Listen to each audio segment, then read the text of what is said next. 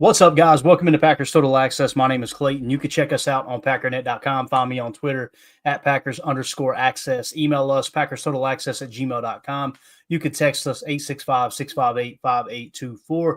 Join alongside Emilio in Tennessee here to talk some Packers as we are officially in San Francisco 49ers week when we got the Niners coming to town here this Sunday for a 3:25 Lambeau time kickoff. Going to be a lot of fun. I think they're calling for 44 degrees, little cloudy. Not much wind, just a nice gloomy or late fall, I guess you could say late fall day in Green Bay, Wisconsin. It's going to be a lot of fun. Before we get started here, let's give a quick shout out to the good folks over at Ticket King, the official ticket provider of Packer Fan Total Access Live, Wisconsin-based since 1992, specializing in Packers tickets. They are Wisconsin's largest ticket source with offices next to Lambeau and in Milwaukee. Click on the link in the video description and I'll send you their website, theticketking.com. You can register and go ahead and start shopping for your Packers tickets. Again, that's Ticket King, the official ticket provider of Packer Fan Total Access Live. Emilio, how you doing this evening, pal? Yeah, here we go. All I needed to hear, man. That's all I needed to hear. Ready, man, ready. Glad to be back. Gets dark quick. Wind stirred up. Gonna get cold. Get that cold front rolling in. So about time to talk some football. Say it's better than the I alternative. don't want to pat you on the butt and you poop my hand. So that was Emilio's suggestion, guys. We got a new drop. So I think it's a great. I mean, Matt is. I'd probably put him up against any coach in the league right now for drops. I mean, at least he gives us. I'd rather have that than biting the kneecaps. Like at least that's got some meaning behind it. Mm-hmm. Completely agree. Prince in the chat said first snow here today. Just a dusting so far. It's snowing in Green Bay right now. I was just looking at the map. So. Who knows? We might get some good footage coming out here by the end of the show of showing Lambeau Field getting a little dusting. That would be awesome. I know we're calling for snow up here on Friday, Emilio, and you said it was pretty cold down there around Knoxville today. Is that right? Yeah. It was like 60 during the day, and then started getting colder, but it's going to be like mid-40s tomorrow, high 30s kind of thing. Tell you, when that fireball drops down out of the sky, man, it gets chilly this time of year, no doubt. So everybody in Wisconsin's going, whatever. You don't know what cold is, which is true. I'm telling you, man. I experienced my first like bitter cold. It was 2 years ago. We were leaving Green Bay. We were heading over to the airport to catch a flight at 5:30 in the morning. Right, we had an early flight out, and I think it was negative 16 degrees. And I walked out of those doors, man, and I had big winter coat on, just jeans though. Because we're just in and out of the shuttle and into the airport. That wind hit my quads, and I'm telling you, it was like somebody had two lighters to my blue jeans, bro. It hurt so bad. So a little bit different up there than it is in the South. Obviously. That's the truth. So, number one Packer fan, born and raised in Wisconsin. I know the pain. Yes, sir. Yes, sir. Daryl said it's all white over there where he's at right now too, man. Love it. Absolutely love it. So obviously we have Matt LaFleur at the podium today, as you heard the drop already. And had a lot of information come out. So we're just going to kind of rattle through the news here. And Emilio, I want to start with this. I had a question for you. We put a poll question up earlier today. It did get votes, by the way. I took this screenshot when we first. Yeah, tough morning show there, Clay. You didn't tell me about that. Still waiting for somebody to answer. But I said, if you could only keep one of these wide receivers for the future, who would it be? And basically meaning not which receiver would you like to win one game or just win this year. Like, hey, you got to make a decision from this point moving forward. Which one of these four receivers would you lock down, Emilio? It's Romeo Doubs, Christian Watson, Jaden Reed, and Dontavion Wicks. Yeah, listen, I was listening to the pod a little bit earlier, and I think it's still got to be Watson just for the well-roundedness, but I love Doubs because of his hands in connection to Jordan. I think it's just kind of a tandem thing. Mm-hmm.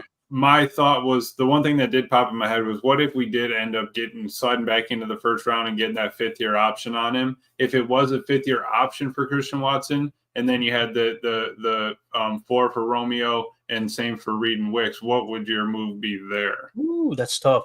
I think you would activate that fifth-year option on Watson. I think I'd have to, right? You just give me whatever you can do. I'll pay that money up front. Let me see if you still got it. Mm-hmm. Now, are you saying that you would take Watson over Reed too? Am I misunderstanding you? I would take Watson over Reed currently. Yeah. Nice. All right, there you go.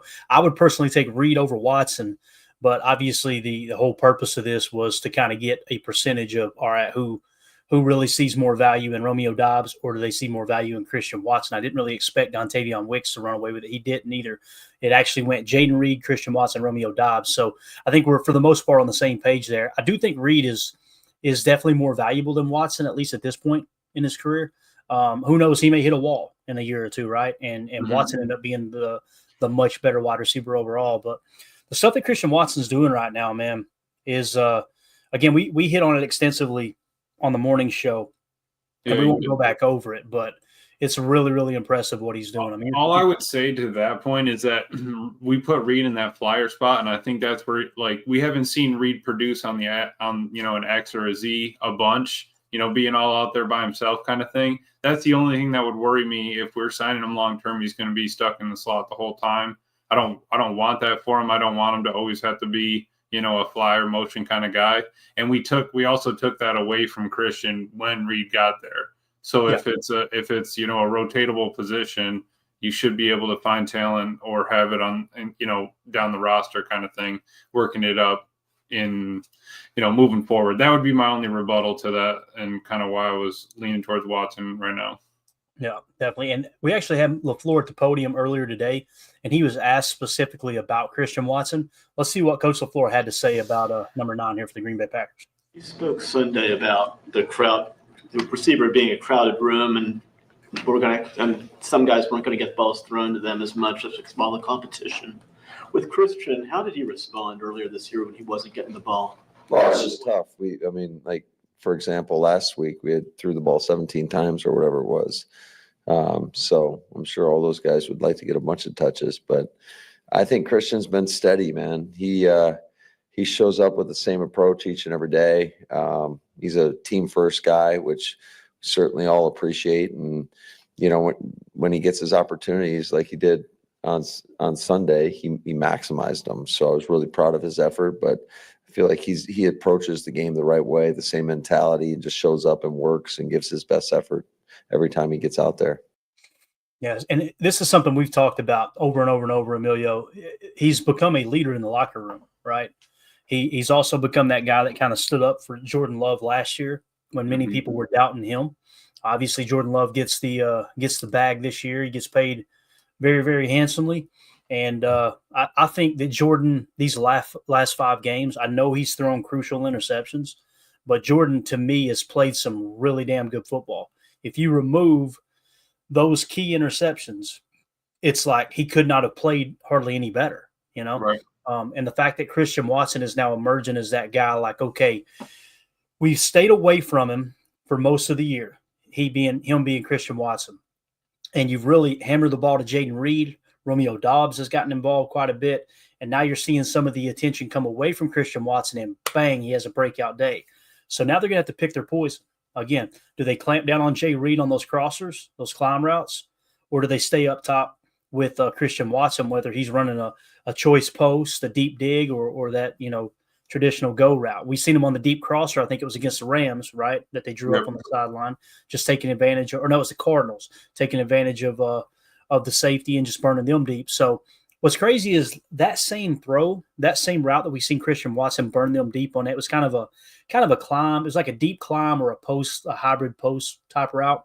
Yep. We also seen, I think it was the Rams game, Jordan Love hit Jaden Reed in triple coverage on that same pretty much route, right? So they're very interchangeable in that regard. You know what I mean? Yeah, that would be where you would think, like, can Reed go win it 1-on-1 downfield or 2-on-1, 3-on-1 downfield? Yeah, we've seen him do it. And he's made those contested hand in the face, right, all the way down there. F it, Reed's down there somewhere, catch. That happened in triple coverage. So I do think that is something that they both have. But, the way that we can shift Christian in there, run the ball behind him, consistency, game after game kind of thing, with his attitude, mental ability, all that sort of stuff. That's where I'd be leaning. Yeah, I agree. Jeremy Hatter, $5 super chat. Appreciate you, buddy. He said, is it just me, or no matter what, Jaire is only going to play if fully healthy? If so, this is a big problem. I love Ja, but sometimes I question his killer instinct. Jeremy, it's funny you say that, because we pretty much had the same question asked in a super chat last night. Did we not, Emilio? Yeah. Or it might have been this morning, actually. Someone pretty much said the same thing, like, hey, does this dude love ball or not? You know? And I know Matt LaFleur was asked about that. I don't know if I've got that soundbite. I don't believe I do. I don't. I just have his soundbite on Carrington Valentine, which might be a good time to play that here in a second, actually. I understand the concern. I really do, guys. And that's why I try not to push back too hard on this comment. Me personally, I don't feel comfortable saying Ja doesn't have that killer instinct or Ja just wants to play when he's fully healthy. He went out there and tried to go, right? Lasted 10 plays and they pulled him. The bigger issue I have is with Goody. Like, this is what happens when you don't have every other piece in place to win a Super Bowl and you pay for a corner. That's just my personal opinion. I don't feel like that's the blueprint that I want to follow. Now, is Ja so good that you couldn't pass up on it and you had to extend him? I can understand that argument too. But what do you think here, Amelia? I know it's kind of a sensitive subject. You never want to question another man's manhood, right? Right. But that's really what he's asking, though, right? Is this dude kind of soft? You know, what do you think there, man? And I know there was a lot of talk after that shoulder injury. You know, he's not sticking his neck in there as much, and that, you know, to a degree is true.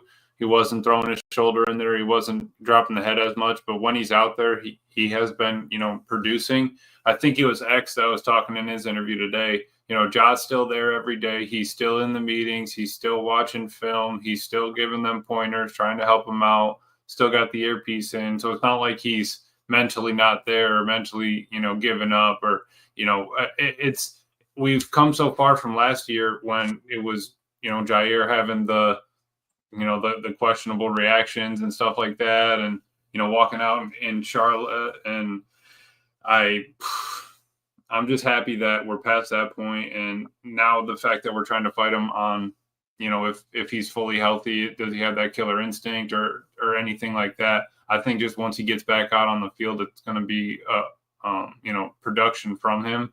Mm-hmm. But why force it? We didn't want to force Jordan Love out there when he was hurt. We've got money, into Jaire. I think give him a couple more days, whatever, a week or so, and let's go from there.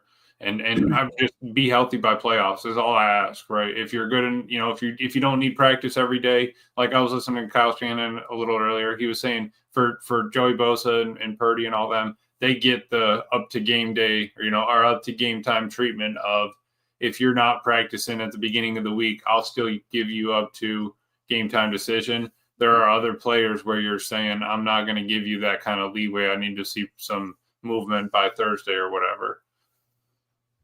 Yeah, and that's pretty much what Matt LaFleur said today too, right? He'll give him the week and see how he feels, right? Yeah. He has played pretty well. Again, I'm trying to see both sides, and I understand what Jeremy and the other listener earlier today or other viewer earlier today was saying, because, like, think about it. Let's just walk back. You got a guy who got suspended for making himself a captain, right? Yep. You go, okay, that's a negative mark. You seen him earlier this year completely bailing on his coverage, right, to go do it. We've counted twice. He's got 2 interceptions this year. Both of his interceptions were him breaking off his assignment and picking the ball up. So it's like you can't argue with the result.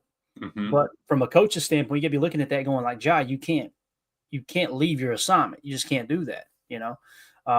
He did get absolutely cooked there in week 1 versus A.J. Brown. But other than that, he's played pretty damn well while he's on the field. So you don't feel like it's a production problem. I think he's still grading out in the top 20 in corners in the league, and that's what he's getting paid for, right? A starting caliber, you know, true number 1 corner. Also within the defense, though, it's not like something where you have him follow their number 1. That doesn't happen on a consistent basis. And when it does, It seems like he's a little uncomfortable with it, seeing that what A.J. Brown did to him in week 1, you know? So I don't know, man. It just sucks because it keeps popping up. And then you throw in the availability factor that he's pretty much missed 50% of the games. That one's tough. In the last 37 games, right? He's only played 50% of the games. So I get it, Jeremy. I understand where you're coming from, man. I think I'm leaning towards disagreeing with you, but I'm not far off. I understand what you're saying, man. I really do. And, the half the games played is probably the toughest thing for me to wrap my head around. but if he makes a play in the playoffs, no one's going to talk about it. Or if he makes a play in a game to get us to the playoffs, no one's going to remember week 11 when he, was out with a knee or whatever, something like that. It's not going to matter in the moment. Right. Chris in the chat said Jaire plays less than 50% at $21 million per. Goot needs to move on after this season. He's got trade value. He definitely has trade value. There's no That's two a ways fair about point. it. Yeah. And you can free up, I think we counted, what was it, $6 million you can free up if you were to part ways with him this year. Mm-hmm. So you are freeing up cap, and you would get capital back. So, again, I understand that argument too. I understand that side of the So then Keyshawn's our number one. And then you got Valentine. Yeah, Kalen King's coming up. Mm-hmm. Greg Rice in the chat says Ja has not been the same player since he injured his shoulder earlier in his career. He makes business decisions, not tackling running backs. I can kind of see that as well, right?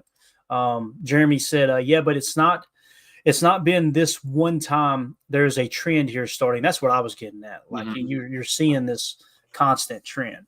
The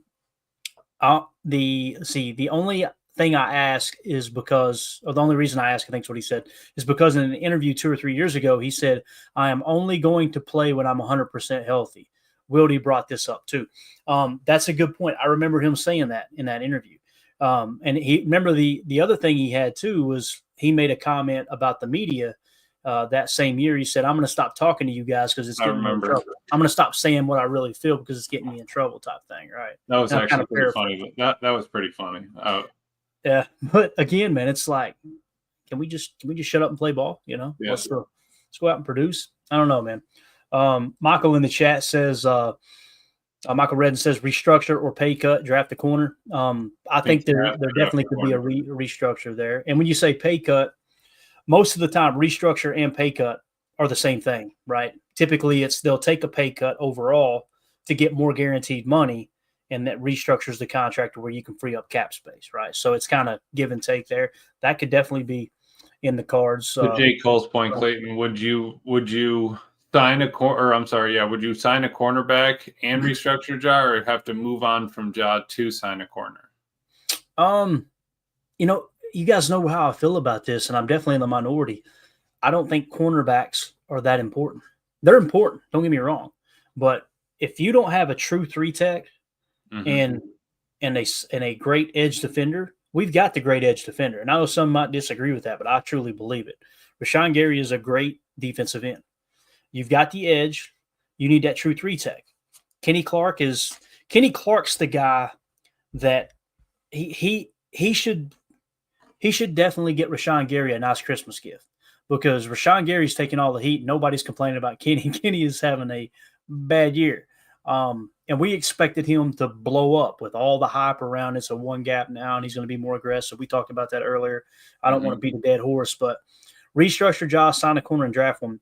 If it were me, I would definitely look to try to restructure Josh's contract.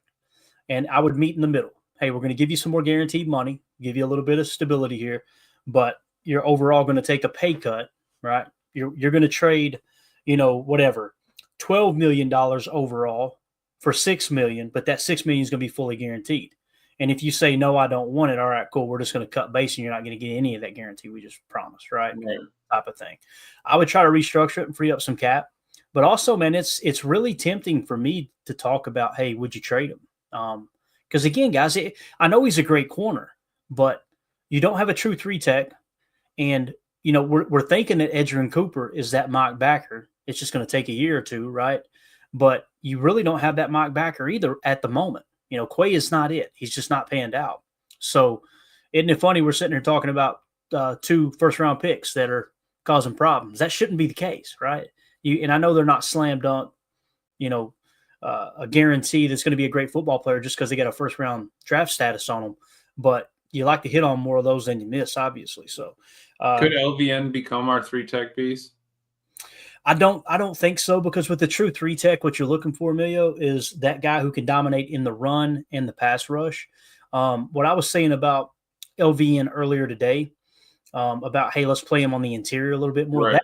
That better suits his strengths. His strength is bull in the china shop. Let's just knock over this offensive lineman, run straight through him. And everybody's saying he needs to develop pass rush moves. He needs to develop this move, that move. We've seen a couple extra moves, but he's nowhere near perfecting them. We asked him to play a 34 edge, which there's a whole lot of contain there. That definitely wasn't in his wheelhouse, what they did at Iowa with him, right? And then you switch to a 4-3, and now you're asking him to play a 4-3 end. That's closer to what they asked him to do. But what he really excelled at Iowa, in my opinion, based off the tape, is playing that 3-tech. But the problem is 3-tech in college is way different than 3-tech in the pros. So I think he has the best shot of being a rotational interior pass rusher. That's kind of his strength. But when you got a first-round status, and what was he, 13th overall, right? I mean, that dude needs to be damn good from day one, and it just hasn't panned out, So I'm trying to think of what the original question was. I know you asked about LVM, but no, I was just saying, like, if he would be a 3-tech kind of thing, is that something that would pan out? And I was trying to think about it earlier too, maybe for the run aspect, but we wouldn't. I don't know how much interior pass rush he could get. I'd love to give him a shot at it, give him a chance. Try something, right? Right. If it's going to come down to year 3 and we're still not happy with what's going on, that man better move to the inside, and he's our new 1-tech or he's our new 3-tech, and just let him go to town, because you gotta at least see or build trade value to get him out of there. Yes, older. Yes. To add to the job discussion, how would you fellas feel about making a trade for a top end corner currently in the league, then drafting a high up corner in the NFL? So that's what Clayton was kind of just talking about trading, possibly trading Ja, maybe not for directly a corner, but or potentially a corner. I'd honestly be fine with if we're looking to flip him for a 3-tech or something on their way out. That'd be cool. But you only have a few stellars out there, right? I mean, the Rams aren't going to get rid of any of the young guys they just got. You got Quinn Williams, Dexter Lawrence, all of them. They're probably not going anywhere. So maybe you do build in the draft. Maybe you find someone coming out that you really like, and put all the eggs into the basket and say, we're actually going to get a 3-tech and not an edge this time, and give it a shot. Let me give you an example. What if you went to the New York Giants and said, hey, we'll trade you Jaire Alexander for Dexter Lawrence? They're going to laugh at you. They're going to you've lost your mind. And they're going to sit on it. Well, yeah. What if we throw a 3rd-round pick in? And they go, oh, okay, we might have something. It would be worth it to get a dominant 3-tech like that, right? Think of like a Quinnen Williams, or some of these names we throw. Christian Wilkins was a free agent this year, right? Now, the issue was going into this offseason, you wasn't in the market for Christian Wilkins. We thought they should be in the market for a 3-tech, right? We talked about that. They disagreed. They end up extending Kenny. Kenny hasn't really panned out. But again, this is where I think sometimes general managers kind of get in their own way, from a sense of they want to re-sign their guys so they look like, the smartest guy in the room type thing. It goes both ways. You know what I mean? But to that Giants one, Clayton, what if it was something like, all right, we'll give you Ja, and what if you gave him another inside, interior D lineman? What if you gave him LVN, or you give him Kenny or something like that, give maybe a pick back, something along those lines? Would that interest you at all? I don't know, man. I don't think my brother's dog didn't like it. He went nuts. Yeah, I was going to say, I should have stopped talking after I heard the first part. What was the question again, roughly? I'm sorry. Moving an interior D lineman like LVN or Kenny or somebody like that with Ja in exchange for a top end 3-tech. You can't do Kenny because you're going to end up eating a bunch of cap. Right. You just extended him. That's off the table. LVN you could, but again, man, that's going to take a someone who's doesn't have an ego at all to say, hey, look, we drafted this guy 2 years ago and he's not panning out. We'll trade him now. To answer your question, I would be okay with it to get a true 3-tech because it's more important right now. Yeah. I like where you're thinking there. Let me shut this door real quick. I apologize. I'm talking to these folks for a minute. You're good. All right, so let's hit up on some of these chats here.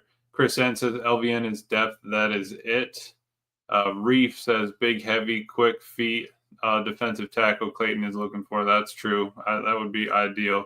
But I mean, that's to the point of, the quarterback comes up to the line, look to the right, you see Rashawn. You look to the left, you got Anquari, okay, or Brenton Cox, something like that. But then you have to worry inside. Who is that? Is it not? per se, but is Aaron Donald in there inside to you? You got to pay attention to that. Greg Rice talking about moving LVN. We got to see where he's at and see if he can get better. And then the number one Packers fan, we also have to remember Hafley is in year one and is figuring things out with these players as well. That's very true. Yeah. And again, that's not a popular angle to take the conversation. People don't want to accept that, but that's a real thing. I agree with that. It is going to take a little time. Like what Reef said here, a big, heavy, quick feet defensive tackle is Clayton is looking for. Like I said, just that guy that you can put opposite your edge on the interior where you're making the offense constantly think about where is our double team block going to be, And again, the great defenses have that. They do. It should be the starting point. 3-tech, edge. That should be the starting point. If you don't have that, you got to find it. The issue we're faced with, we're sitting here talking about this. The Packers think they have theirs in Kenny Clark. And the reason I know that's because look at their checkbook, right? You can see that carbon copy. You know what I'm talking about, Amelia? You find out the fiance been spending some money. You go through and see that carbon copy of the check and you go, uh-oh, all right. That's what you got. You got the proof there. Yeah. They think Kenny is a dominant 3-tech. That's how they paid him. I hope we see it here. I keep saying that. I said it last year, right? It feels like Darnell Savage all over again. It really does. Like, man, I hope it clicks. I hope it does. It's not so far. Now, listen, he's getting double teamed a lot too. Don't get me wrong. And when you get double teamed, mission accomplished. You occupy 2 hats. It's on the other guys to win their battles. And that's what you've seen against the Bears there on Sunday. Double team Kenny, Rashawn Gary hitting home. Double team Kenny, TJ Slayton hitting home. That type of stuff, that's what you're looking for as far as production goes in that regard. But my issue has been I can't justify paying Kenny Clark the money they paid him when you got such a high missed tackle percentage that he's had pretty much his entire career. Yeah. Like, that's not a run stuffer. That's a pass rush specialist at defensive tackle. That's not a true 3-tech. That's a Devontae Wyatt's cut from the same cloth. Right. Devontae Wyatt looks like he's a very effective pass rusher. Then you got to bring in another tackle to play run while you have your expert pass rusher out there. And honestly, I'm being real here. Based off of the film we've seen this year, I think TJ Slayton is the better, more well-rounded defensive tackle. Like, when you look at him, you think, okay, he's going to be a run stuffer. He's just this big hog molly in the middle, right? And then you look at the pressure percentage and how he has rushed the passer, granted limited snaps. It's like, okay, Carl Brooks is another one. Carl Brooks was, I think, our best tackler last year amongst the defensive tackles as far as, missed tackle, blown tackle percentage. It was definitely significantly lower than Kenny and Devontae Wyatt. Right. But I don't know. Maybe Carl Brooks can work into that role too. Who knows? But coming from Bowling Green, like, come on now. That's a turnaround right there. And that's why I'm team trade back every year. Like, you see me, like, we're in the first round trade. Could you imagine the haul you could have gotten for LVN? And when you talk trade back on round 1, if you've been a part of our draft party, bro, if you mention trade back in round 1 after Packer fans have waited all night to see a draft pick and you don't get one and you got to wait till the next night, it's brutal. People hate it. But imagine if you had traded back from LVN at 13 and picked do you understand the haul of picks you could have picked up? You know what I mean? And now think, okay, well, those are later round picks. Gotcha. Okay. Let me mention some later round picks starting in the second round, right? Christian Watson, Tucker Kraft, Elton Jenkins was a second rounder, right? Zach Tom was what, a 5th rounder, 4th rounder, 5th rounder, something like that. Evan Williams, 4th rounder, right? Adrian Cooper, 2nd rounder. Or was he 3rd? He might have been. No, he's 2nd. You see what I'm saying? Like, imagine if you can get twice as many picks from the 2nd to 4th round. And, oh, by the way, significantly cheaper on their contract as well with the way the rookie, scale, the pay scale structure is for draft picks. Right. And we're just kind of spitballing here. We're not saying you should do this, you should do that. It's just, how do you improve the team and how do you do it the quickest? There's going to be people that scoff at this conversation. And again, we wouldn't have even brought it up. It wasn't in the show notes, but we got a super chat asking about it. I'm giving my honest opinion, Right. Like, there's going to be people go, oh, Jaire's good. What are you talking about? Yeah, he's damn good. He's good sitting on that bench. Absolutely. Boy, he's sweet tats, right? all that great, but you know what I mean? Like you're talking 50% of the snap, and it's not like over the last 10 games he's missed 5 games. No, it's just 37 games now. He's only played in 50% of them. That's a real problem, man. That's a problem. So things could be a lot worse. I could be a Bears fan. That's why I would miss him if we got rid of him. He gives the best drops, bro. Unbelievable. And when he's on, he's on. He's a spark plug too. And you listen, that's valuable to a team too, right? It really is. So let me clean up these chats here real quick. Did you hit on the we were just talking about the trade, but Greg Rice saying here, can we trade away our future first round draft picks since we have such a low hit rate? Kind of to the point of what you were just talking about, Clay. Right. Yeah, that's kind of what I'm saying, Greg. Is like, now listen, it's all going to come down to draft grades. If they look at their draft board and they go, okay, we're picking at 20, and we've got somebody who's in a tier worthy of the 12th pick, you can't pass up on it, right? You got to take that swing. To me, it felt like with the LVM pick, he might have been one of the final players in that top tier that they had, and they just missed, at least right now. And again, we knew he was raw. We knew he was going to – what we keep hearing, Amelia, I got so tired of hearing it. Oh, he's a ball of clay, and all I wanted to do was buy that kiln so that we could fire that thing and turn it into something. Great. That's awesome. He's a ball of clay. Can we fix this damn thing? How long are we looking at here? How long is he going to be a ball of clay, all right? Well, and again, I don't about 65%. 65%. That's what about as far as we are right there with that ball. And I don't think he's a bad football player. I truly don't. I think the PFF grade is that, I mean, in the 40s, I'm watching the tape going, I don't really see that. But at the same time, 13th overall pick, they might be judging it like that too, going, man, well, this guy should have panned out, a lot quicker. But this one right here kills me every time. Greg Rice, Rasul Douglas. I wish we still had him. Think about if you went the opposite direction and you would have kept Rasul Douglas and you would have moved on from Ja. I feel comfortable saying, especially with Rasul Douglas actually playing, right? You would have gotten more production out of your cornerback room going that angle. Now, would he have fit Hafley's defense? Who knows, right? I think he would have. I do, because Sean McDermott, if I remember correctly, he runs a 4-3 cover 3 scheme. I think he does. I don't think he runs a 34. I could be wrong. I think you're right. I think he does run 4-3. He came from Carolina. I think he might have some ties to Bill Belichick, and Bill Belichick ran that hybrid defense. But then at that point, though, if Rasul's there, our corner room is of – getting up there in Goody years at what we're pushing 28, 29 kind of thing. Mm-hmm. He's trying to reset it and bring it young. Kalen King was a top-rated corner the year prior. I remember you were talking about that this morning, about looking at the year prior for Eningbare, him being top of the list. Kalen King was top of the list beforehand. We picked him up in the 7th round. What if that turns into your next corner, just like Rasheed Walker turned into your left tackle? We just don't know that. We just there either hasn't been enough injuries. He hasn't, shown enough in practice for him to be pulled up kind of thing. But that's also an option down the line. We just don't know it yet. Yeah, definitely. Did you hit this one? HTE? No, okay. I just pulled that one up. HTE in the chat says, my question about the 3-tech is, how would that shake your D-line room? I agree, but what would that do to Kenny and White? I'll tell you what it does. It creates competition, and competition is a rising tide raises all ships. Yeah. Right? You've heard that 1,000 times. It's exactly what iron sharpens, all that. Vince Lombardi, there was players that played for him, and they said, and I'm kind of paraphrasing, but they essentially said, I'm not going to try to motivate you.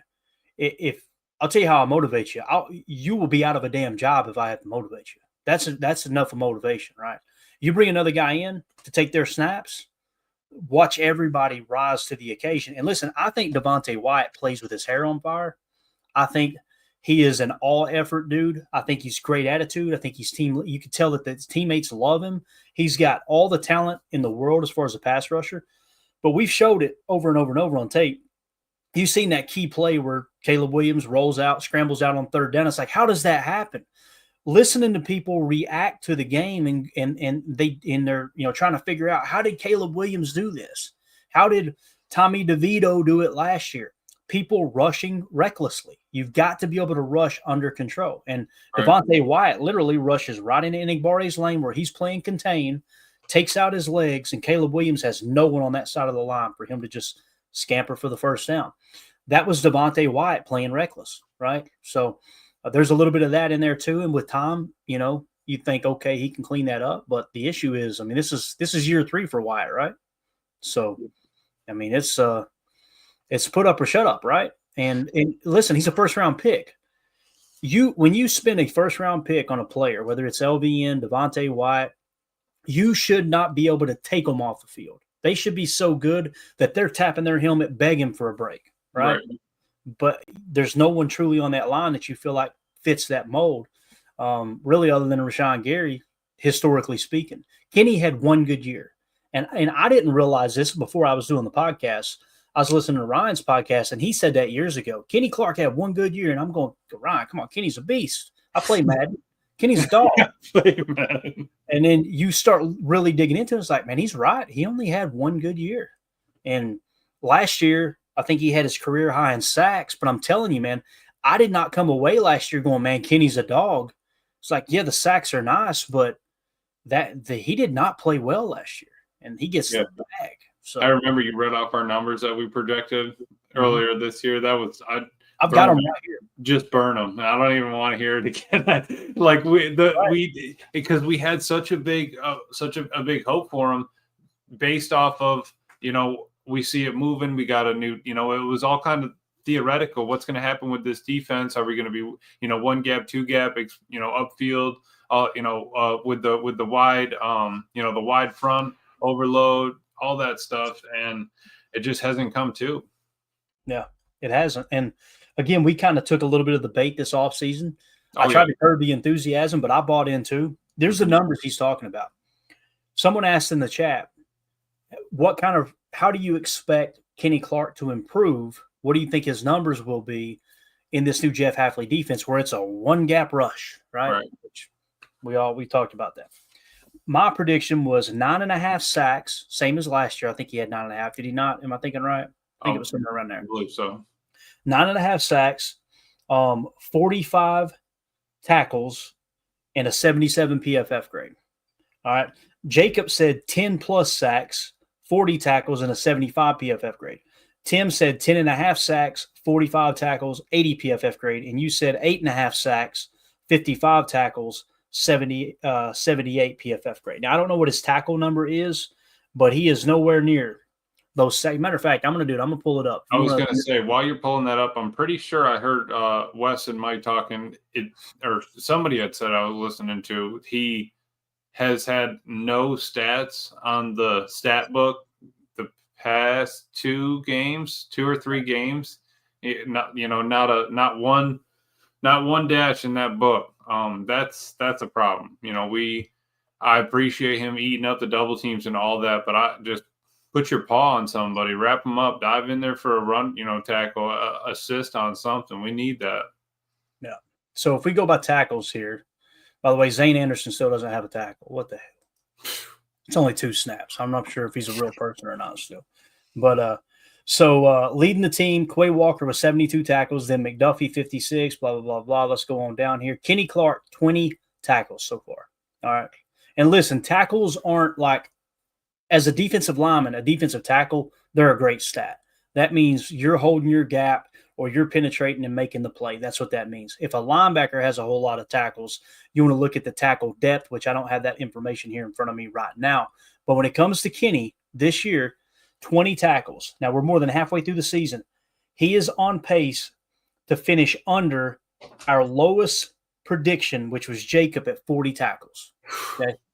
So and I don't even know what it'd be. It'd probably be closer to like 35, 36 tackles is what he's on pace for, right? Yeah. Now you say, okay, tackles aren't everything. Well, everybody's in love with sacks, right? Kenny Clark, 0 sacks on the year, according to Next Gen Stats. That is wild. Okay, so you're saying I got a chance for my 8.5. You do. You're tracking. Now, if this Price is right, you're still going over, sir. So you know what I mean? But it's a tough look. It really is. It's tough. And I know everybody likes to kind of get on Rashawn Gary, but when you look at the total pressures, quarterback pressures, Rashawn Gary has 31. Kenny has 15. Okay. Sacks, Gary leads the team with 3.5 sacks. Behind him is Devontae Wyatt. So there you go. You got a little bit of an upside there. I obviously. And here's what's crazy when you look at the go back to the quarterback pressures. Look at T.J. Slayton. T.J. Slayton has played how many pass rush snaps? He's only played 109 pass rush snaps, and he's got 12 pressures. So now listen to this. Kenny Clark, who pretty much plays the same position. Kenny will play one tech from time to time, but most of the time he plays three tech. T.J. Slayton has only played 109 pass rush snaps. Kenny Clark has played 241, more than 2 times the amount of pass rush snaps than T.J. Slayton. And T.J. Slayton only has 2 less quarterback pressures than him. That's what I'm talking about when you look at pressure percentage, right? And you got to kind of filter out the noise here. Let's go to the defensive lineman. Let's just focus on interior defensive linemen. With interior defensive linemen and quarterback pressure percentage, so that's pass rush snaps, quarterback pressures, what the percentage? He's at 11%. Next of interior defensive lineman is Devontae White at 9.2. So he is our most effective defensive lineman, he being T.J. Slayton, at getting pressure on the quarterback. You told me that in the offseason? I would have told myself I was high. That's what I would have said. Take that Kirby down the street. I'm telling you, I ain't buying it. Kobe Wooden at 9.1. Granted, he's got far fewer, at 55 pass rushes. Enigbare's at 8.5. Everybody's talking like Enigbare's having a great year, right? LVN's at 7.4. So it's not like he's way behind him as far as pressure percentage in that regard. But yeah, it's just something to kind of keep an eye on. And Preston Smith, 7.1%. He was more of a run defensive guy, in my opinion. I thought he was really good at stopping the run. Yeah, it's a tough look. Kenny Clark's sitting at 6.2%. And again, he's getting double teamed. You got to take that into consideration. Carl Brooks is at 5.6%. So that's not a great number there. Now, again, you got to also take into effect, we've talked about this too, that what we're seeing on this 4-man rush, they're simulating a lot of pressure and they're only bringing 4 the majority of the time. And when they're bringing 4, they're actually only bringing 3 because we do have a touch spy mixed in there. You can see that all over the tape. And many times that is Kenny. And some people will go, man, you're paying him way too much money for him to be that touch spy. Let's put him in a position to get singled up. From a defensive coordinator standpoint, you're looking at it going, okay, I've got LVM, I've got Kingsley Enagbare, I got Devontae White, I got Rashawn Gary, you got Brenton Cox Jr. now. You got these guys that should be able to – you got T.J. Slayton, right, the best interior defensive lineman as far as pressure percentage. Let's let Kenny eat that double team. We know. We already got a part of the equation. We got a part of the puzzle already in place. We know they're going to double Kenny.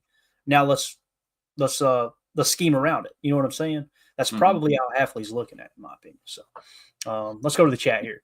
I did not expect to talk about defensive line for this long. We already did that one, so we'll pull that off. Harry Cheese. Hold on just a second. Matter of fact, let's go ahead and wrap up hour 1 there. For those of you listening on the pod, we will see you on the other side for hour 2. We appreciate y'all. All right, go ahead, Emilio.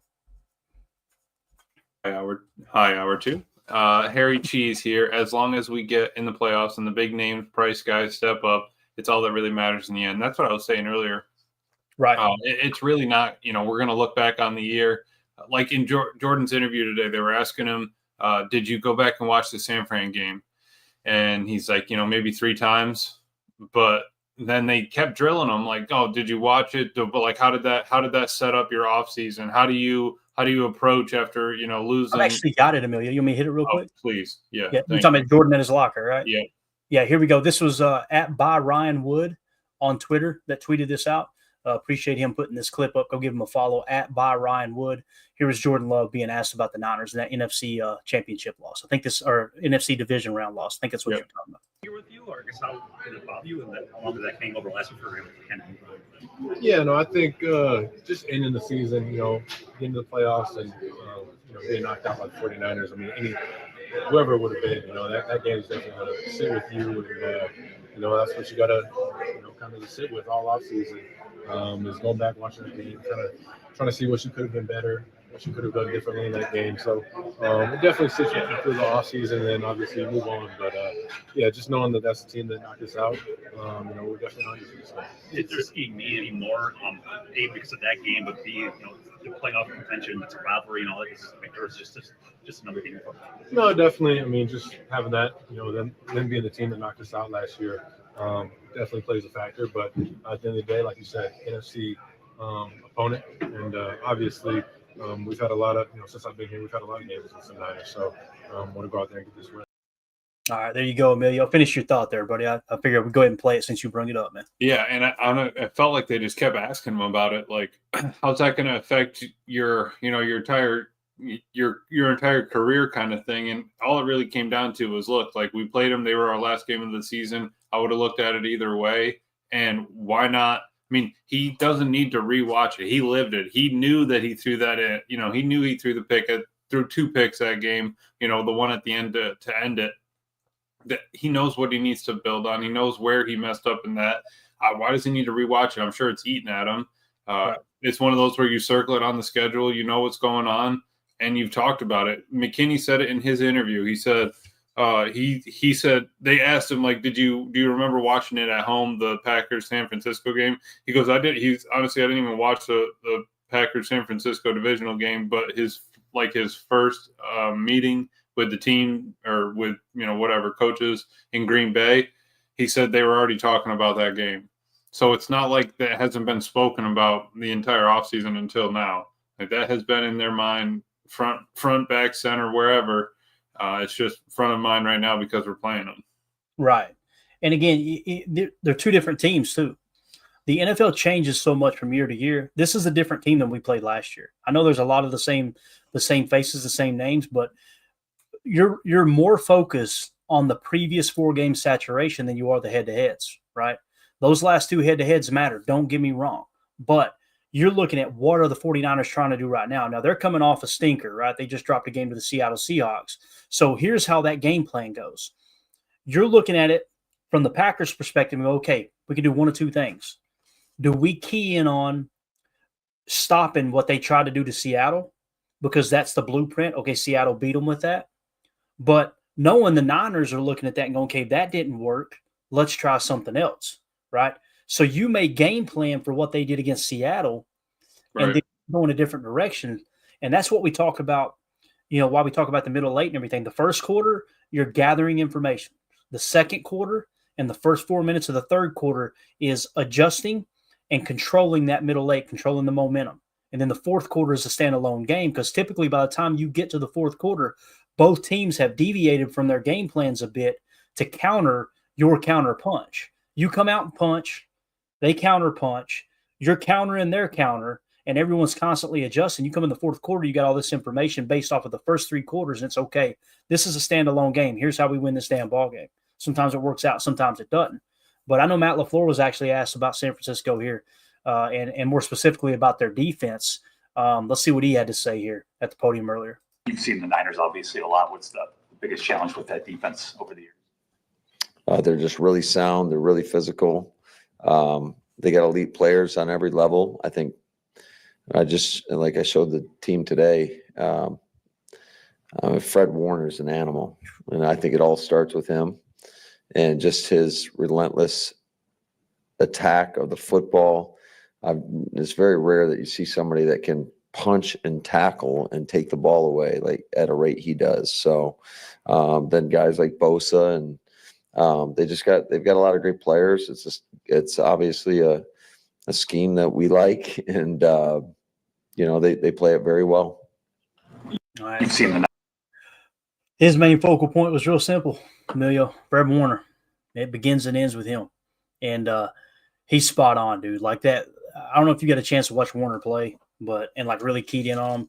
You want to know what a true Mike looks like? Watch that guy play the game of football. He is a dog. And again, when you got a player like that, it kind of reminds you of Charles Woodson, the MVP, the defensive MVP year, defensive player of the year, where that dude, every time he tackled, he was swapping and punching at that ball as he was tackling.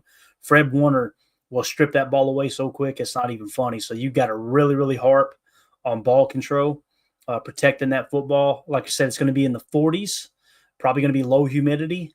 So that ball is going to be a little bit slick. You got to protect the football come Sunday, man. Yeah, Matt's always going to preach that. Protect the football, be +1 in differential. We haven't really been getting a lot of turnovers. We haven't had one in the past 3 games. Two games. So that's we were talking about how it was going to dry up at some point, and not that we were living off of it earlier in the season. It was kind of coming in heaps, but it would be nice if that kind of reignites or get a couple more sparks in that, so that it heats up by the time the end of the season gets around, because it is going to be, coming and going type thing. But when we can get them, we need to make our opportunities on them. But yeah, I mean, San Fran is a completely different team. When I was listening to Kyle, he said that they were asking him about Debo and some of his runs. He said he hasn't been getting great looks, but I think that's something we have to keep in mind, that we got to be ready for Debo to run. Backfield depth, they did ask him, like, are we going to see in like a 2 running back kind of set with the depth that they have in McCaffrey and not getting that production? He goes, I could. He said we could do that, but he doesn't want to give them their game plan.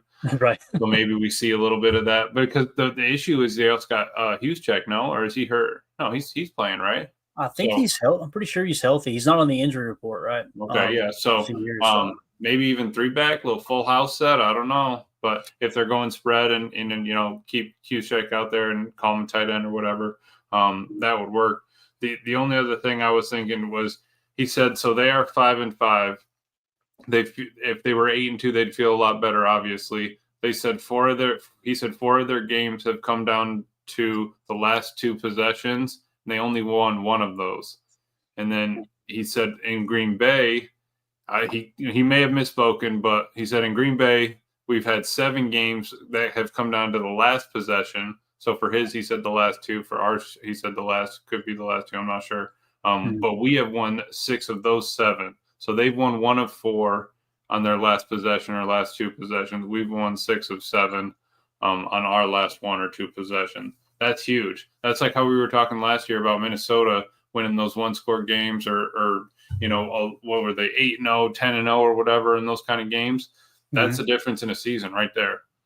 It definitely is, man. We'll come back to the injury report here in a minute. Since you're mentioning close games, let's go to NFL Pro real quick. And you can see here that records in close games right here. San Francisco's 2-4. Green Bay Packers are 5-2 this year. So we definitely have the upper hand there. Look at the points per game.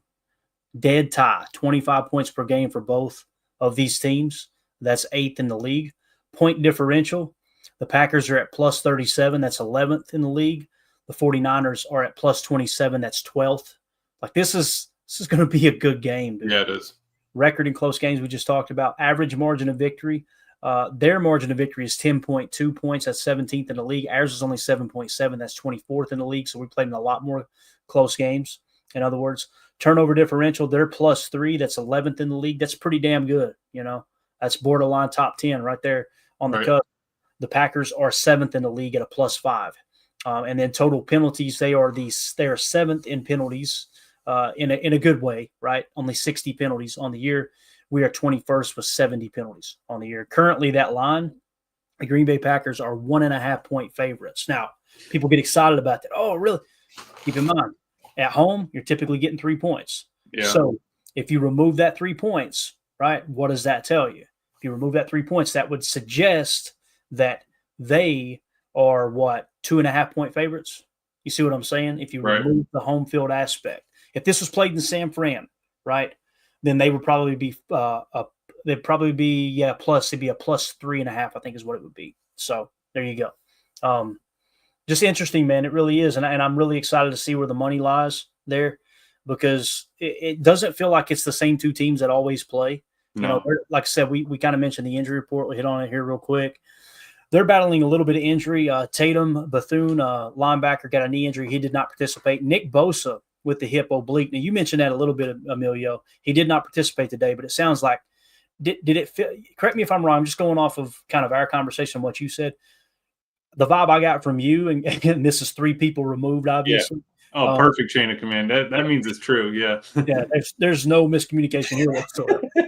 Probably Nick Bosa sounds like he's going to play, right? Yeah. I would. It would be like if he's limping walking out of the huddle, or I'm sorry, walking out of the stadium, then it's something different. But he was leaning, it felt like he was going to play.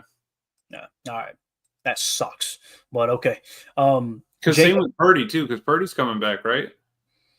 Yeah, he's got a shoulder, and he was limited, but they were saying that he's been, going to take it easy kind of thing. They're trying to work that line. I would see Purdy playing definitely. And George Kittle was the big one, right? The hammy. Yeah. And he's limited now, so I imagine George's probably going to play in this game. Charvarius Ward, NIR, so he's good to go there, just a personal matter. Trent Williams, an ankle, did not participate. That might be big. Did he play in the last game? Do you know, Emilio? I believe he did. I think that was kind of like a rest thing he was saying, or like ankle rest, I think is how he said it. So if they get George Kittle back, they're fully healthy, right? Yeah, I would say. That Brock Purdy shoulder, I think that just popped up yesterday or the day before. So if I remember correctly, somebody had tweeted that out and was like, hold the phones, Brock Purdy. They said he's got a sore right shoulder. So did he play in the last game? Do you know? I haven't got a chance to go watch that tape yet.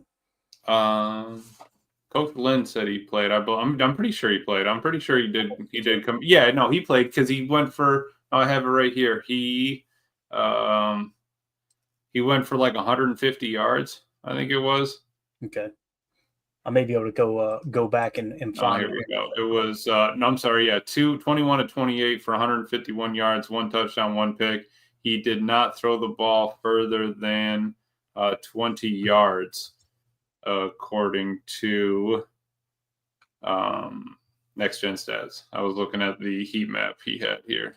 Yeah, I'm looking here. He was 21 of 28, 159 yards passing, 1 touchdown, 1 interception, had a rating of 85.3. His yards per attempt was all the way down to 5.7. His completion percentage, though, 75%.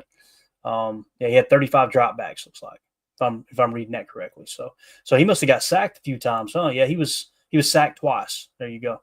Yeah. So, yeah. All right. It looks like they pressured him 12 times. And then I just pulled up his map real quick. Here, it looks like he was working a lot to the left side of the field.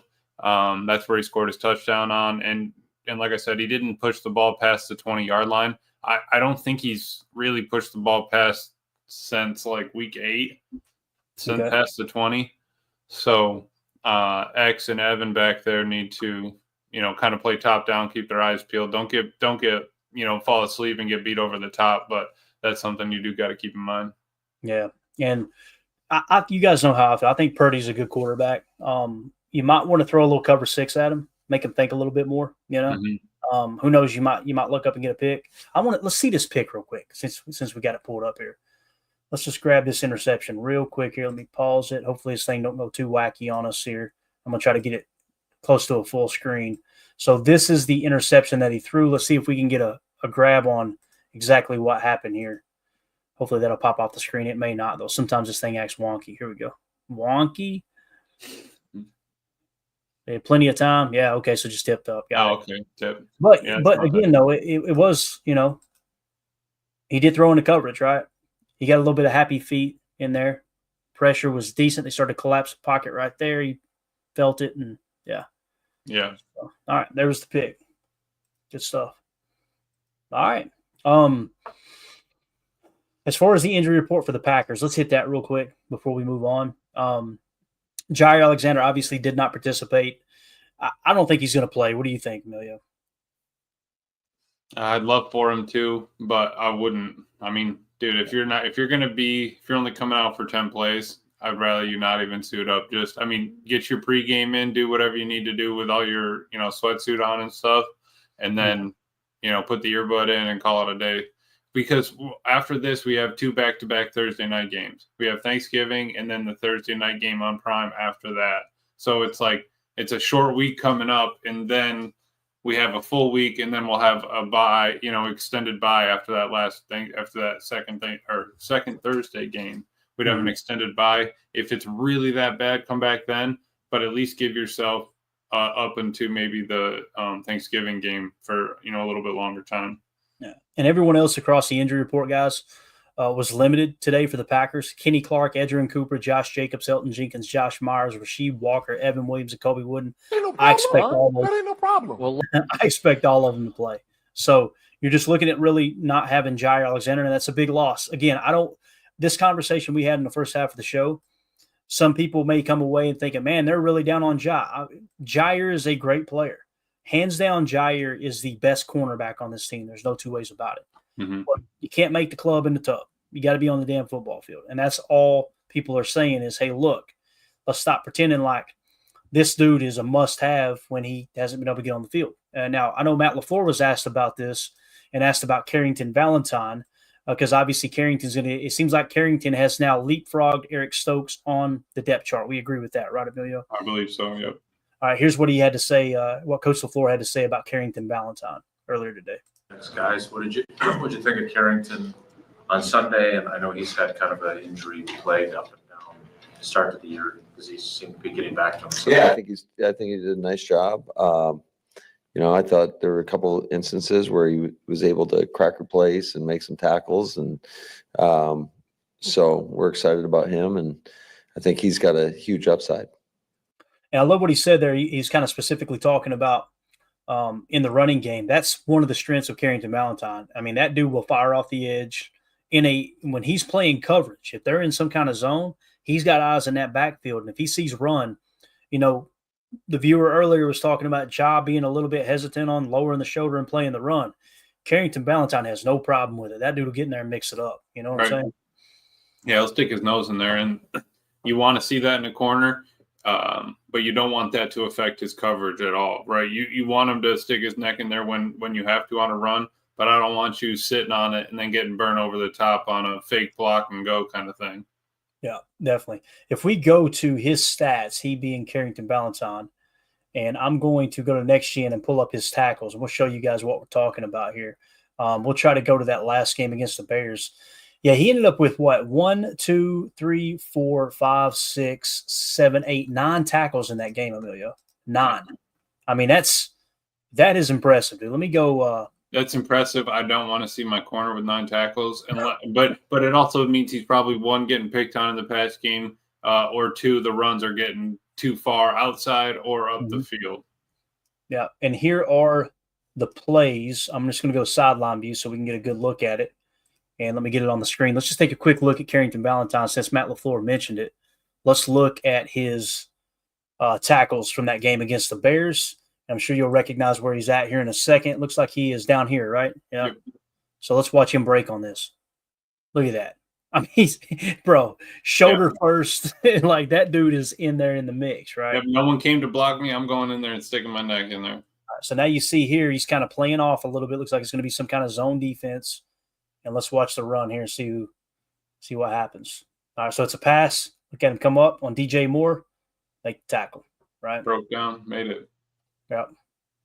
Waited for help there a little bit too. Get to the point of attack, like you said, break down and let the help come in and fill. Here he is again. Now looks like he's coming up on the line, going to play a little under. Let's see if it's a running play or not. Not pass. Woo, boy, that was a nice throw right there, man. And Carrington played it pretty well, right? Like when you think about it, let's see if we can pick up on cover 3. Yeah. So yeah, they're playing some kind of match right here, right?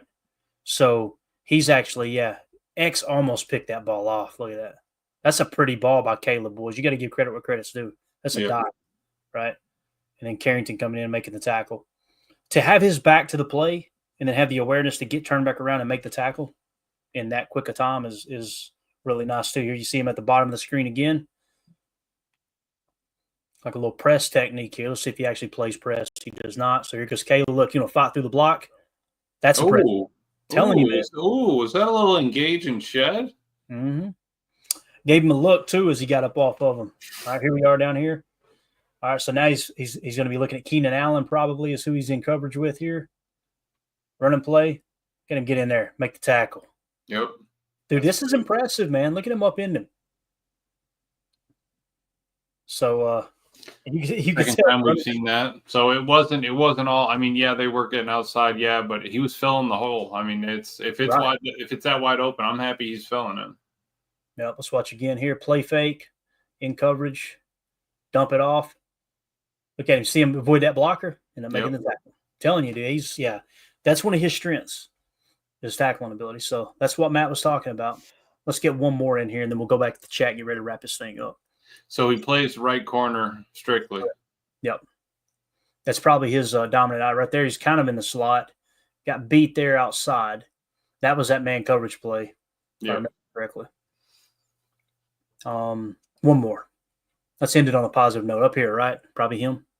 I believe so. Let's see. All right, so they're in a Trey Wright look. So he's playing boundary. He's covering boundary X underneath. Yep. There you go. Yeah, man. Wrap them up. Again, when you watch him play, there's no competition, in my opinion, between him and Eric Stokes.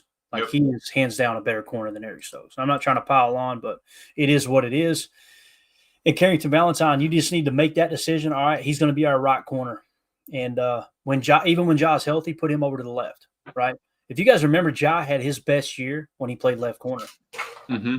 I specifically remember that because I remember having a conversation about that on the show. Like, maybe that's a dominant eye thing. Let Carrington play right corner, put Ja at left, throw Keyshawn back in the slot, and get Evan Williams back there at safety. And if you get a run-heavy team out of 11, don't be afraid to bring Bullard in to help out there as kind of that sub-backer top right. Player. So, right. All right, good deal. Well, let's do this. Let's wrap up with some really cool stats here. I'm going to go rapid fire. I thought this was cool. So give you an update on Matt LaFleur. We're kind of keeping an eye on this as far as his winning percentage. He is now tied for 11th all time. I'm going to say that again. Matt LaFleur has the 11th highest winning percentage in the history of the National Football League. All right, his winning percentage is now 677. He is now tied with Don Shula. Don Shula, the all-time winningest coach. Matt LaFleur is tied with his winning percentage. Now, right above him at 682 is Papa Bear Hallis. I want to see Matt LaFleur pass up Papa Bear this year. That's what I want to see. What if it's going to happen on the last game of the year against the Bears? You'd have to. You'd have to just about run the table. Probably I want to pat you on the butt and you poop my hand. So I don't need a coach. So again, man, the names that he's ahead of, he's tied with Don Shula. He's ahead of Paul Brown. Guys, the Cleveland Browns are named after Paul Brown, just so you know. All right. Crazy. Paul Tony Brown, Dungy. Hall of Famer Tony Dungy. Jimmy Lee Howe. He sounded like a wrestler in Smoky Mountain Wrestling, didn't he? Sean McDermott, obviously a well-renowned coach here with the Buffalo Bills. They're one of the best teams in the league. He's sitting at 656. Let's go down to Roy Andrews. Sounds like a country singer. Andy Reid, 648. He's got a higher winning percentage than Andy Reid. George Seifert, who won, I think, at least one, maybe two Super Bowls in San Francisco, right? Bill Belichick at 647, right? Patty Driscoll, that sounds like a rapper. Mm-hmm. Red Miller sounds like a beer. Mike Tomlin, 639. So he's ahead of Mike Tomlin. Look who's 24th on the list. Earl Curly Lambeau at 631. Barry Switzer, Super Bowl winning coach with the Dallas Cowboys, 625. Bruce Arians, 624. Mike Martz, 624. So again, listen, he's got a long way to go. Don't get me wrong. He's only coached in 93 games. But I remember mentioning this when he was 50 games in, and people go, oh, it's only 50 games. Well, now we're to 93, and he keeps climbing the damn list. Mm-hmm. Like, put some spec on Coach LaFleur's name. I think that's impressive, man. Am I over exaggerating that?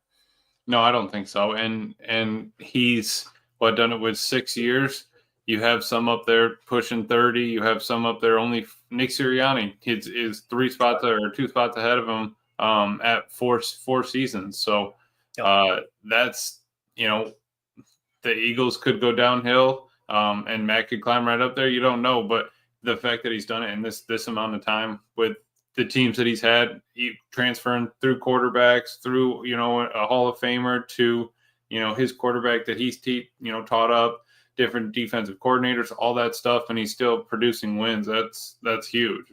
Yeah, definitely. Because when I was listening to that San Fran thing, since Kyle's been there, right, they've had a couple of 6 and 10 seasons in there that, in between them excelling, they get really low, get a first round pick real early, pick up somebody crazy, and then, we're elite again. But it's like, no, you guys haven't had wins consistently. Like, if you're having 6 and 10 seasons, we haven't. I mean, when was the last time we had one of those, right? So it's it's nice that Matt keeps that steady and churning. Yeah, like John Smith says here in the chat, LaFleur is 11-0 versus the Bears, one of the most important stats. Amen to that, man. Rapid fire here. Packers offense. PFF NFL podcast said the Packers received their highest offensive grade of the season against the Bears. And it talks about the full grade release there. So according to PFF, their offense played their highest graded game against the Bears, who was a top 3, minimum top 5 defense. So that's really impressive there, as Matt LaFleur had those guys out there ready to play on offense. PFF Green Bay Packers tweeted out this, just a quick reminder, the 5 highest graded players on the Packers for Week 11 versus the Bears: Christian Watson, 93.0, Rashawn Gary, 79.0, Zach Tom, 73.8, Jordan Love, 73.7, Jaden Reed, 73.6. No surprise there that 4 of those 5 were on offense for Matt LaFleur, and Rashawn Gary, 79, starting to get back to those old ways. Again, you're gonna see him turn it on even more as we come down the stretch here. Yeah, our guys better wake up with their piss hot, like I said before. So. Now, a big part of that offense, not necessarily with those grades, Josh Jacobs' achievement unlocked. The Packers tweeted this out. He now has 50 career rushing touchdowns for Josh Jacobs. This dude, man, if he can play a long career, Emilio, he's got an opportunity to make a case to be mentioned for the Pro Football Hall of Fame. And it's way, way too early to even really mention it right now.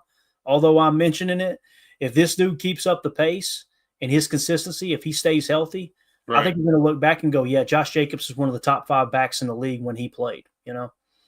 And the fact that they just ended up snagging him, bring him to the team. First thing you think when you walk. Absolutely. And here's another cool stat. Jacob Morley tweeted this out. Josh Jacobs' 838 rushing yards are the most by a Green Bay Packer in the first 10 games with the team. Eddie Lacy had 806 in 2013. Boy, I love watching Eddie Lacy play. He was a blast. John Brockington in 1971 had 806 also. It says also Jacobs' 1,024 scrimmage yards are the most by a Packer in his first 10 games with the team.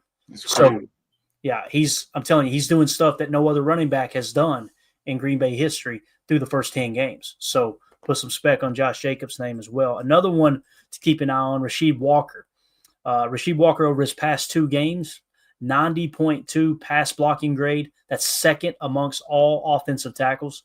59 pass blocking snaps in the last 2 games, only 2 pressures allowed. That's just wild. So he still hasn't he didn't allow a sack in those 2 games either. So again, you look at some of those key statistics down the board. Josh Jacobs, again, Matt LaFleur's offense, having the highest graded offense he's had all year, and it was against the Bears, that tough defense. Rasheed Walker, pass blocking as good as he ever has. There's a lot of things to look forward to for the Green Bay Packers moving forward, man, for sure. Mm-hmm. Daryl said here, Jacobs, he only needs 152 yards to reach 1,000 yards rushing. We were talking about him being the first to break that 1,000 yard for the team. Greg Rice talking about Jacobs is awesome. And then all of the NFL best free agent, best defensive free agent, Xavier McKinney, best offensive free agent, Josh Jacobs, ? And we ended up taking both. There you go. Goody went out there with the credit card, boy, and he racked up. I'm telling you, he said Black Friday deals are hit, and I got to swipe the card, man, before they run out. I get it. I do the same thing. Exactly. Let's see here real quick.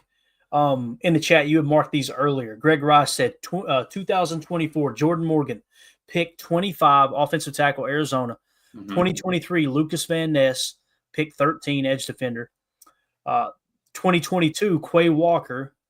2022, also you've got Devontae Wyatt in the first round at pick 28. So let's go through these real quick. Jordan Morgan, we can't say, right? It's way too early. Right. Yeah. Let me tell you you tell me if it's a hit or miss based off what you've seen so far from these players. Be brutally honest, and I will too. I'll let you go first. Lucas Van Ness, hit or miss so far? So far, it's a miss. I completely agree. Quay Walker, hit or miss so far? Hate to say it, but a miss. Missed. I agree. Devontae Wyatt, hit or miss? That's tough. I'm gonna have to say miss for right now. I agree. When you draft a defensive tackle in the first round, you expect them at least by the 3rd year. Hey, this dude, it's going to be hard to pry him out of the lineup. I like to say by the end of the 3rd, but yes, exactly. I want to see something. You need to have improvement at some point in that 3rd year. Absolutely. So, I mean, honestly, past out of the past 4 first-round picks, we are one of 4 maybe at this point. Yeah. And here's the thing, too. Every one of those picks, every one of them, huge RAS scores, all in the 9+, right? And I'm not saying you should go get a 4. All right, don't go shopping in the 4s, but it does feel like in the first round we're falling in love with all these RASs. Let's And move then, on we down the slip line. on, and then we slip on like a Brian Branch or something like that, or you know what I mean. So, and then that's where it comes and bites us. Or even, I mean, Braden, like Braden Fisk, the dude the Ram picked up, they picked him up in the second round, no? So I mean, he's been tearing it up, dude. Comes For the with Rams. energy, and so like that's the kind of thing we need. It just, and again, it's not to say Goody doesn't know how to draft in the first round. Everybody misses, don't get me wrong. But that's why I'm team. Let's get out of the first round and pick up a bunch of picks and take multiple swings in the second and the third, And those guys, here's the added factor to that. Do you think LVN came in the league with a chip on his shoulder? Hell no. He's a 13th overall pick. Hey, worked your tail off, earned it, right? You got drafted where you got drafted. Now imagine a player that got passed up on the first round, fell to the second round. You think they ain't going to play with a little more piss? That piss is going to be a little bit hotter, is it not? Yeah, it is. Just saying that's another added factor in there as well. Greg Rice also said 2021, Eric Stokes, pick 29. All right. Jordan Love, pick 26. Rashawn Gary, pick 12. Darnell Savage, pick 21. So out of those, let's call it off. Eric Stokes, hit or miss? Miss. All right. Jordan Love, hit or miss? Hit. Hit, definitely. Rashawn Gary, hit or miss? Hit. I agree. Darnell Savage, hit or miss? That's a miss. All right, so you went 2 for 4 there in that stint. So 0 for 4, what would that make us now? 2 for 6? Am I thinking right? Yeah. Well, no, it'd be 2 for 8. But if you want to include Jordan Morgan, it'd be 3 for 8. But yeah, no. But I would say Jordan Love counts for 3, maybe 3 picks. I mean, the fact that you hit on a quarterback, you know what I mean? So it's like that's where it saves it. But still. Yeah. No, yeah, that's tough, man. That really is. Like, because Jordan Love really could. I mean, I would almost give him 3 to 4 points himself, but still, we're not. The fact that we have to get that to get us over 50%, that's tough. That's really tough.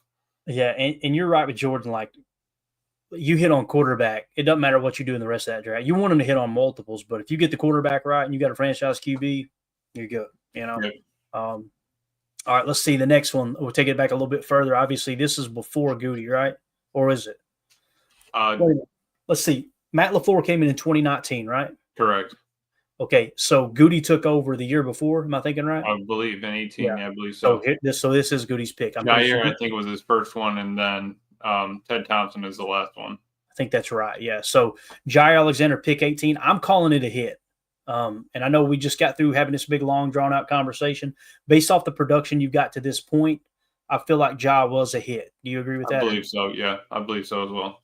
Again, you're getting to the point now where it really don't matter if he was a hit because injuries are piling up. Is he available? Is he not? That's why we're having this conversation about is it time to potentially move on, try to get some kind of compensation.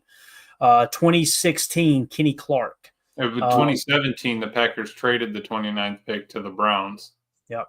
There you go. And then 2016, Kenny Clark. And so Kenny Clark, Clayton, what do we hit or miss? Whew, that's tough. Here's the thing. When you look at it over the years, I think you would call it a hit. I would too. But I'm still not backing off my stance of last year. Like, I don't think we should have gave him that contract extension. Right. You know what I mean? But I feel like both things can be true. Am I wrong there? You know what I mean? Like no, but I it's tough when you have to say yes or no. I need a definitive, 1 or 2 answer. No in between kind of thing.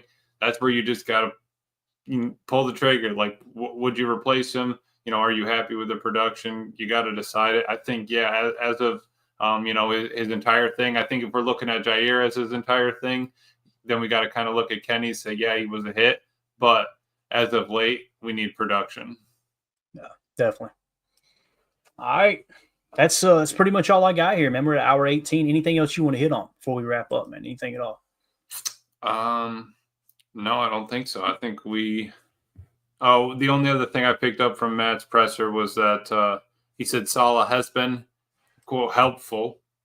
They were kind of asking him, what has Saleh done? Has he been, creating plays or whatever, doing whatever for the offense? He said Saleh has been helpful. They're Monday through Friday. And then he is only working with the offense. and he said he gives them some nuggets. Mm. One of those nuggets would be Christian Watson's catch when he went down the sideline when he was stalking the backer.